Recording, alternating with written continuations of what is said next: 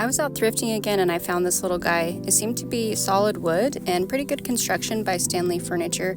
The only questionable part was, what is this? Well, I figured I'd figure that out later, and I brought it home. It's time for another project here on The Refurbished Life. I found out what I'm working with is called a bachelor's chest, and then as I was checking out the drawers some more, it was nice to see real wood and dovetail joints.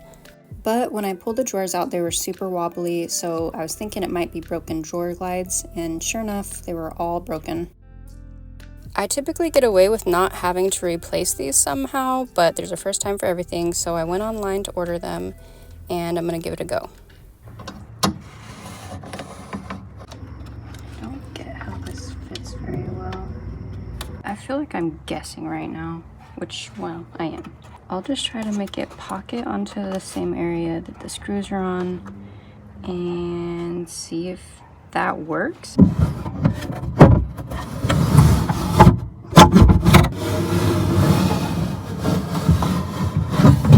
Did it work? Then there's these little backing pieces, like what you would put on the back of the dresser. It seems like that would make the angle go up and it would probably cause this issue here. Maybe they put it in because the wood that it was already screwed in got too eaten out, basically. But I just want to see what the deal is underneath this situation. Seems like there's enough wood to grab onto there. Let's get it back in there. I'm probably going to find out why they tried to elevate it later and be like, oh, dang it. It's hard to get an angle. I wonder if I could take off the back. I might as well. It's probably one of those times where there's like a tool for doing this. It's better. And I know there's regular like staples do for paper. That little tool, maybe that one would work. And I should have grabbed the pliers too. Guess that works in a pinch. So much easier with the back off. What I'm realizing, making YouTube videos kind of makes you a little too comfortable talking to yourself. Oh.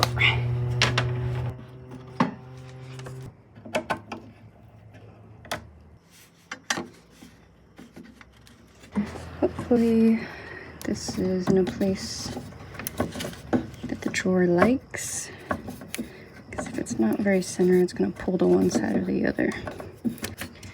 Alright, let's see if that works. Drawer number 2. Harley, I'm telling on you.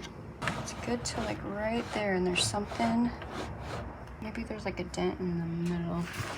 Let's see. It's a little pinched in the middle here, so I'm just gonna bend it back out.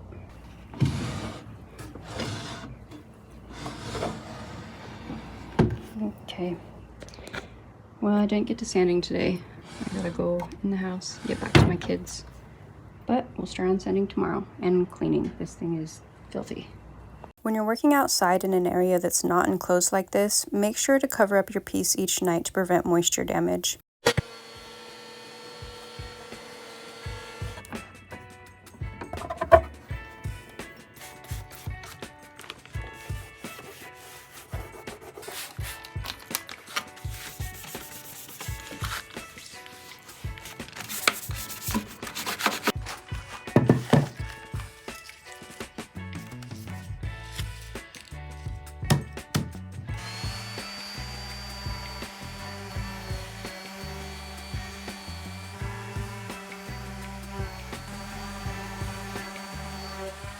I had to retire my old mouse sander. I found this at a garage sale for $10.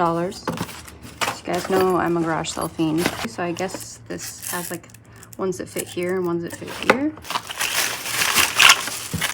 So these are like little detail ones. Oh my goodness. Going here. Okay. So they all fit on these little bits. This goes on, I'm guessing. This. I don't even know what I'm doing. Okay, probably goes in here first, right? Is this part? What am I doing? I probably should have kept the papers that were in the box, but luckily I know where to find them. They're in the trash. I did finally figure it out though, and it was pretty fun to use. Unfortunately, I started seeing later that the pads themselves were coming off of the bases. This buildup on regular sanding pads or sanding discs is really common. It contributes to the squiggle marks as well. That's why I love using these mesh sanding discs. Everything flows through the mesh so it doesn't get buildup causing squiggle marks, and they're super strong and durable so they last longer as well.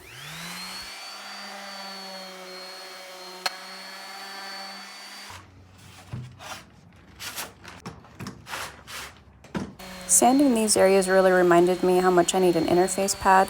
It really helps you smooth over those areas where you don't want to knock too much back.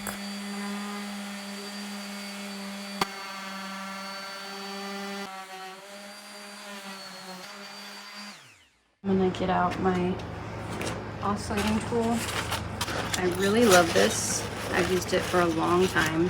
These little attachments come off and you can put on different blades for different materials you're working on. This little pad is really cool too for the small areas.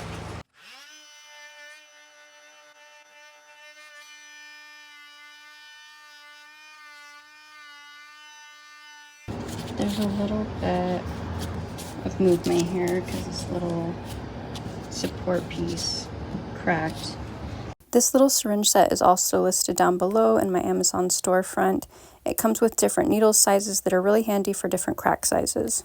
I'm used to seeing particle board and MDF covered with laminate or veneer, but this is like a million pieces of paper pressed together. Usually veneers, they're teeny tiny, but you have a little bit to work with, but this is like literally paper thin. I'm kicking myself a little bit here because as I'm scuff sanding, I'm realizing it is real wood, just a very thin layer, and I wonder, could I have saved it? It's got a really strong smell, so ideally you'd be like outside or in a well-ventilated area. And you don't want to make like a giant mound. I know we have like tons of work to do, but it dries so fast that you can only work in little blobs like this big max. So mix it fast and apply it fast. I'm overpacking it. Like I know that this is like not beautiful, not level, but you can sand it down. More annoying to have to go back in twice and have to do it again. You can get like a little piece of cardboard or something to lean up against to get a flatter area.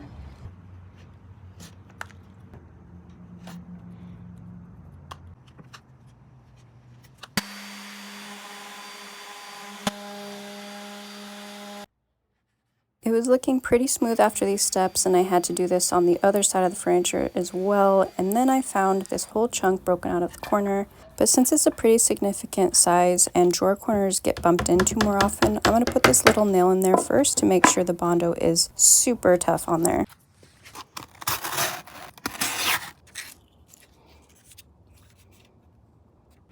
So I had to go pick up this Minwax wood filler, which is a 2-part product just like Bondo, except Bondo only has the red and blue hardener, and I need it to be wood tone underneath, so I had to go with this.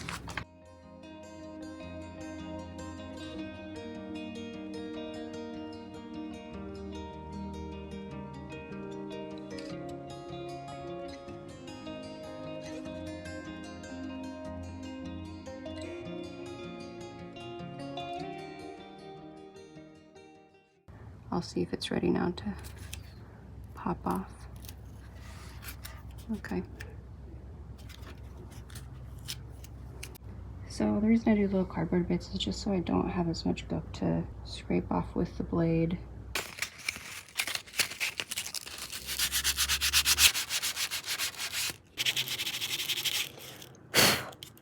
Everything's looking pretty like structurally sound. There's no like air bubbles or anything like that, and it's got that little nail inside there to also grip onto. So I'll put a little wood filler in the top and I'll be moving on. This stain that wouldn't get out, it's just too deep in the fibers. I'm gonna see if bleach washing this in the sunshine will help. And the reason you bring it out into the sun is that the heat helps activate the bleach faster. The same kind of thing is when you're getting your hair bleached. The scalp is warmer, so that is the area that processes faster.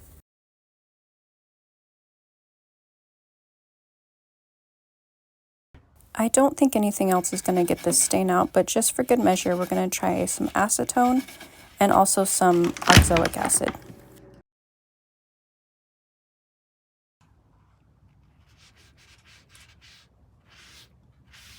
Now it's all dry, but you can see that the stain is still showing in that grain. So we tried 3 options: oxalic acid, acetone, bleach. It's not coming out.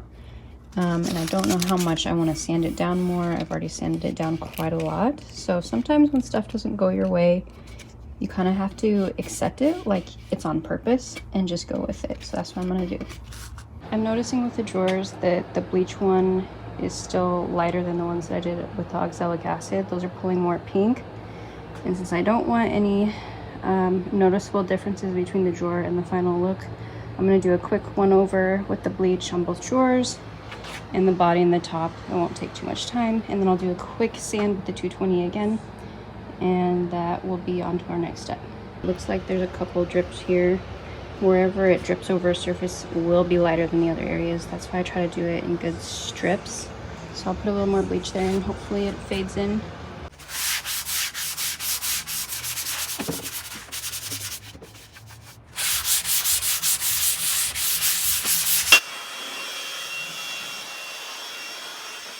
You know it's not a project without a low strip, so it's time to go pick out some wood trim. And lucky me, today I have my little buddy to help. You can hold your purse. Thanks, Squeaker. Now I've got to make my marks for how far in I want the trim to be, so this helps me envision it first. For this project, I'm going to go about 1.25 inches in, then I use my floppy ruler and connect all the dots, then press my trim down and make marks for where I'm going to cut it with my miter box and saw. Slide it over there.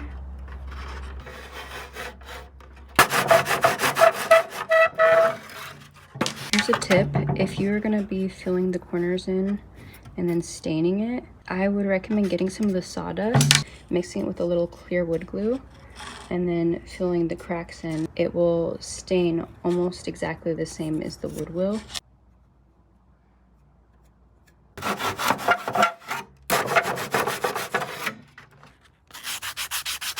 I'm gonna try something just to see. I really love using my miter shears, but I usually use them on the white strips of trim that are made of PVC, and it cuts those really easily. And I'm curious if this wood is soft enough to work on these.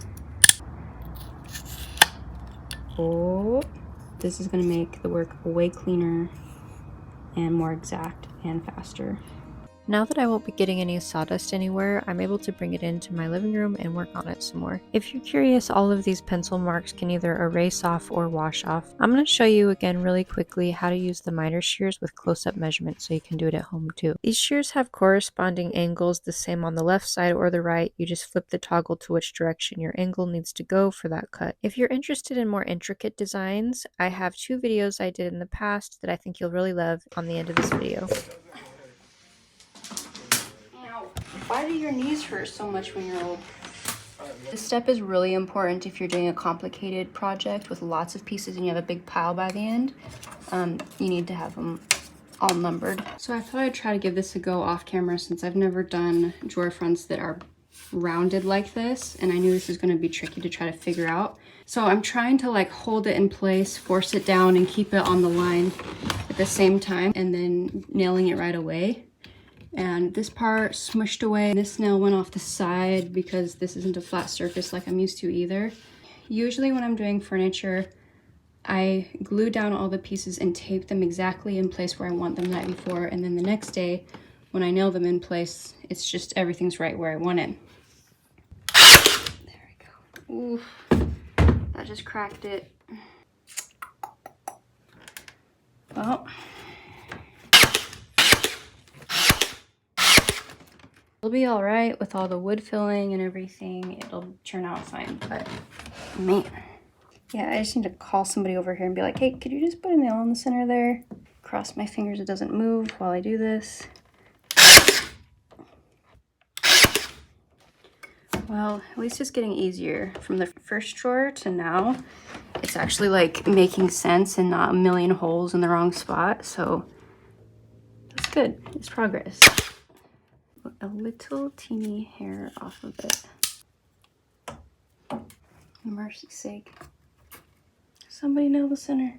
I'm putting some extra wood glue between the corners and underneath the corners just to give them extra reinforcement and extra adhesion to the drawer fronts before I put in wood filler.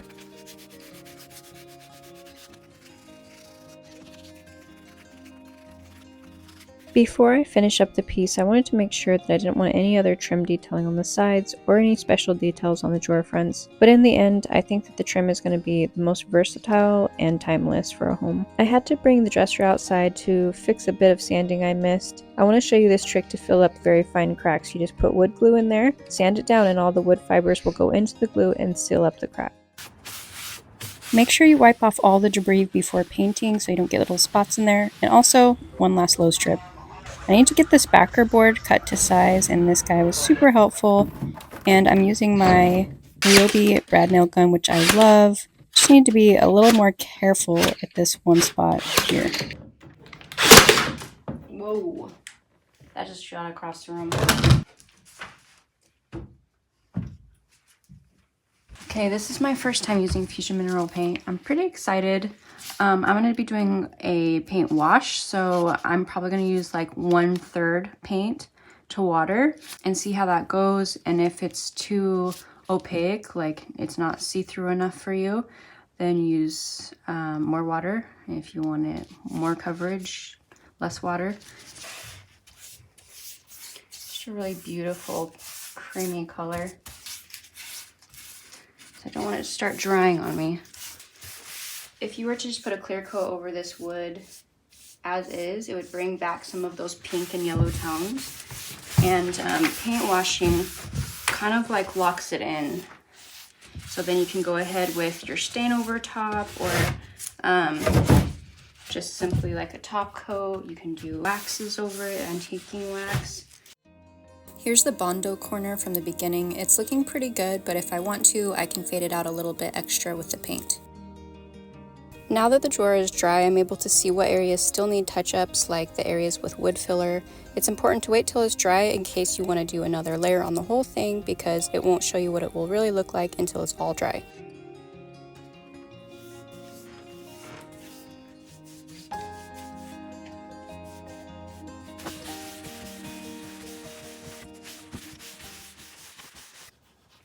I know people aren't going to see this that much, but sometimes it's worth it to make a clean job inside as well.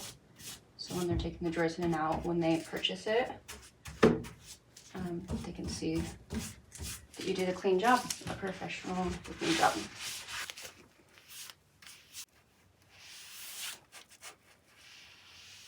It's also good to paint the rims underneath and clean up all the blobs, because people see that when they transport the furniture.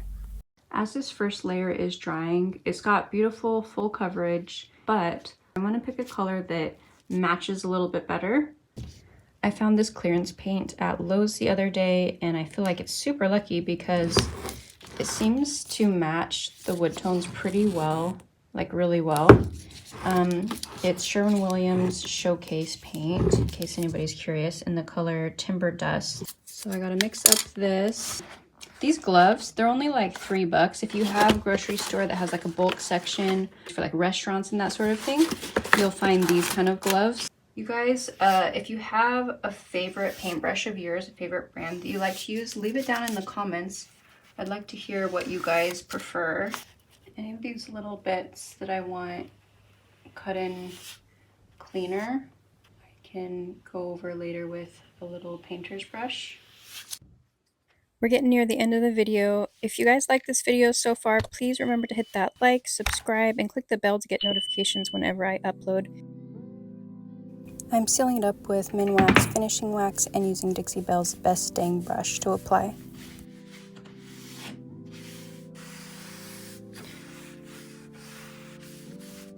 You know when it gets pretty late and your decision-making skills start going a little bit downhill?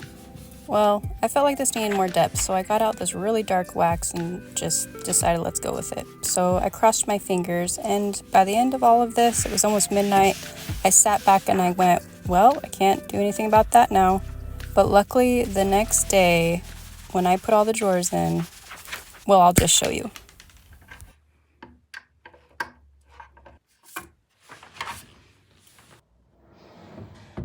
First, let's look back at where we started. This thing definitely was a little worse for wear. This old bachelor chest really needed a makeover. And here it is. I love how this one turned out. I wasn't so sure at the end, but it just glows. And it looks like a gorgeous bachelorette chest now, and I just love it. Let me know down below what you guys thought of this project, or if you have any questions. I'd love to hear from you.